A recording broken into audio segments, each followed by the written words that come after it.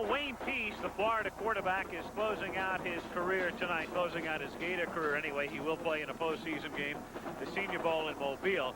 But the story with Peace this year has been more interesting off the field than on, and he's the subject of our Fireman's Fund flashback. Tonight's flashback is brought to you by Fireman's Fund Insurance. And Fireman's Fund Insurance is brought to you by an independent agent near you. With an outstanding 1983 regular season performance, Florida quarterback Wayne Peace finished second in career all-purpose yardage in the Southeastern Conference. For Peace to have played at all this season was nothing short of remarkable because of an injury he sustained in June. He injured his back severely while playing basketball and noticed primarily hip and leg pain that did not respond to conservative therapy. That means bed rest and pain medication. And on examination then subsequently had the classic findings of a herniated disc.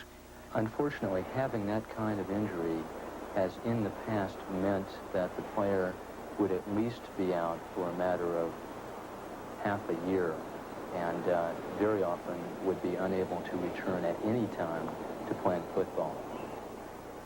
Dr. Friedman, Dr. Arthur Day, the team neurosurgeon, and Dr. Peter Indelicato, the team orthopedic surgeon, ruled out traditional back surgery. If Wayne were to have any chance of playing in '83, it was decided he undergo percutaneous discectomy, a new and innovative form of back surgery. With the relatively newness of the operation, and really, I was the first athlete to have this type of surgery or about to have this type of surgery and then try to perform afterwards. So I was very, very apprehensive about it and very nervous, but I knew that without this surgery that there was no way I could play this year, and it was just something that I was willing to take a risk on. On July 1st, Wayne Peace checked into Shands Hospital on the University of Florida campus. The Gators' opening game was only 2 months away. A team of physicians led by Dr. Friedman took only 15 minutes to perform the percutaneous discectomy.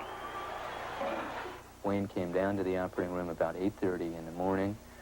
He was placed under general anesthesia, positioned on his side, and then prepped and draped for surgery. The operation involves making a 1-inch incision over the hip.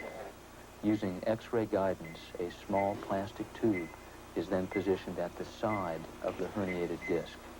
Special instruments are then inserted down the plastic tube, and the disc is removed in a piecemeal fashion.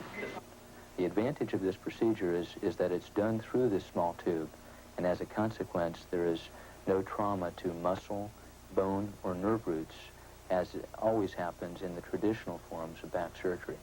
I was excited about it. I got out the day after the surgery, and matter of fact, that night about 11 o'clock, one of the nurses came in and she said, "Would you like to get up and walk now?"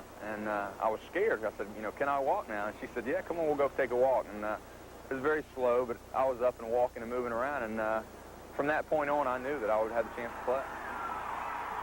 After 2 weeks of rest, Wayne began an arduous 1-month rehabilitation process, stressing running and back exercises. 6 weeks after having undergone percutaneous discectomy, Wayne practiced for the upcoming season, a season in which he led Florida to tonight's Gator Bowl.